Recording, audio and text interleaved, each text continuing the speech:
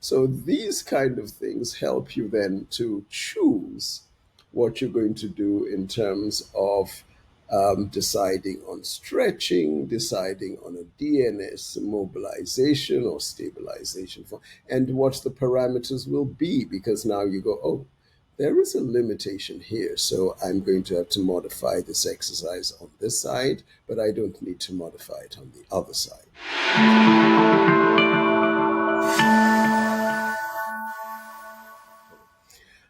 Another aspect was bundling assessments, because, one assessment is not a statistic.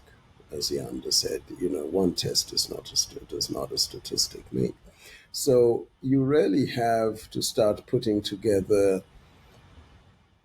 assessments that belong to the trunk, assessments that belong to the upper extremity, assessments that belong to the lower extremity, assessments that belong to the neck, shoulder girdle, and that get bundled with orthopedic testing for those areas, neurological testing for those areas, a range of motion assessment, so that in the end you have a battery of standard things that you do for ferreting out what kind of syndrome am I dealing with.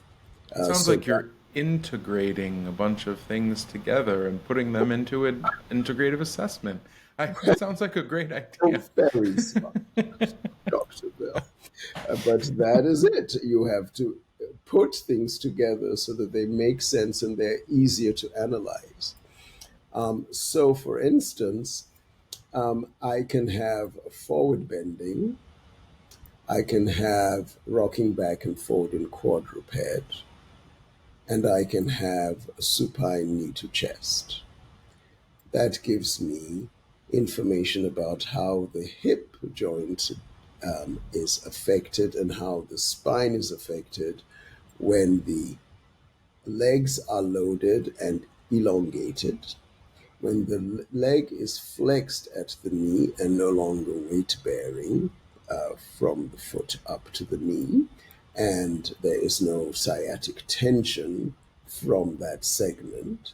And then when I can just move the hips in supine, allowing the knee to flex maximally or not, and looking at the available range of motion just at the hip, with the spine resting on the table.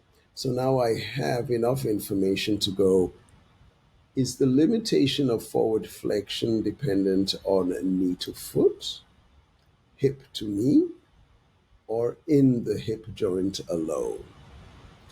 And then you have some information you can use. Yeah, some actual Otherwise, useful information. yeah. Otherwise, one test doesn't help you. You see the patient bend forward, they can't touch their toes. Well, good luck.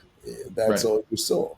So being able to then go, okay, now is what I'm seeing from that an indication of adverse neural tension of some sort, or muscle restriction, ligamentous restriction, or a joint restriction? And so immediately now you have a logical algorithm which leaves you free to look now at what kind of systems are involved in this neural, muscular, fascial, ligamentous, or integumentary system. Man, And calling then out the integumentary system in this. Wow, look at you. Look at you. I learned it yesterday. Yeah, right. Just learn about that this I past just week. it was in my Webster's word of the day. That's So I didn't want to lose it. So, so again, we are looking then at what systems are involved in this dysfunction or syndrome, symptom picture or syndrome picture, and it starts to guide the rest of your investigation assessment.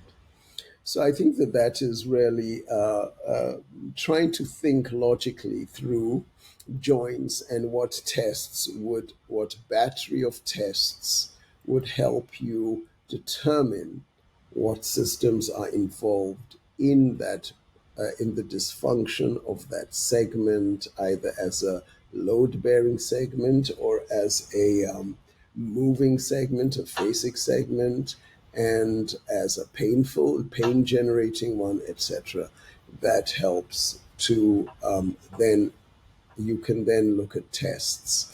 Yeah, I mean that what you Stress. just outlined again makes good rational sense because first of all, it's like the under.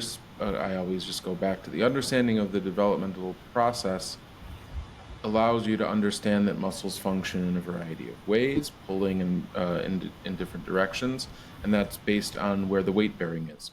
Mhm. And for you to just, I'm sure most people don't, but they're not might not necessarily think about it like this. Where to do a forward bend test, reach for your toes, that is the supports are in the feet, the trunk is moving on the hips on a fixed pelvis.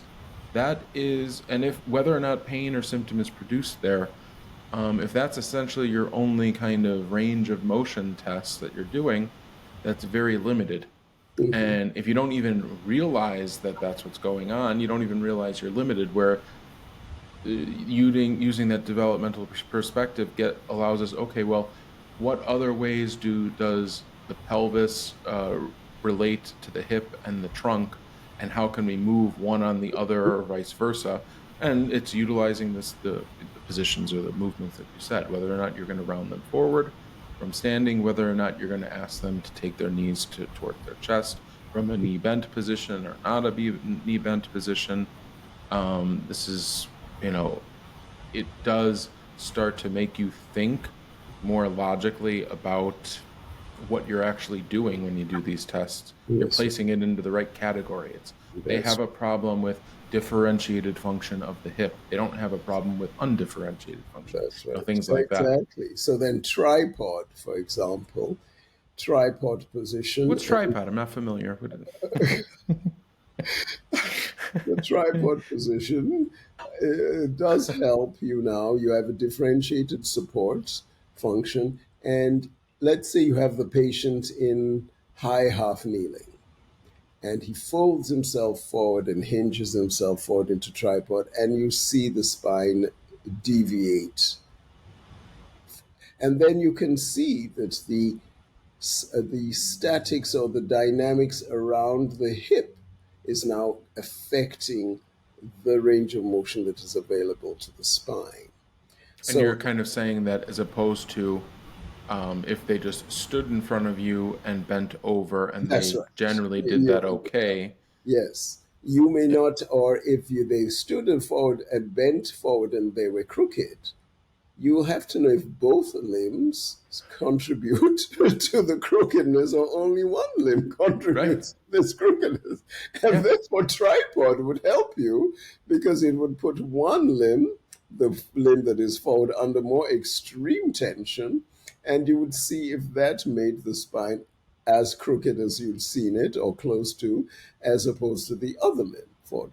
So these kind of things help you then to choose what you're going to do in terms of deciding on stretching, deciding on a DNS mobilization or stabilization, and what the parameters will be, because now you go, oh, there is a limitation here, so I'm going to have to modify this exercise on this side, but I don't need to modify it on the other side. And so, If you enjoyed this conversation and want to hear more like it, then please like this video and subscribe to our channel. You can also stay up to date on our latest seminars on our social media pages on Instagram and Facebook at IMTR Seminars.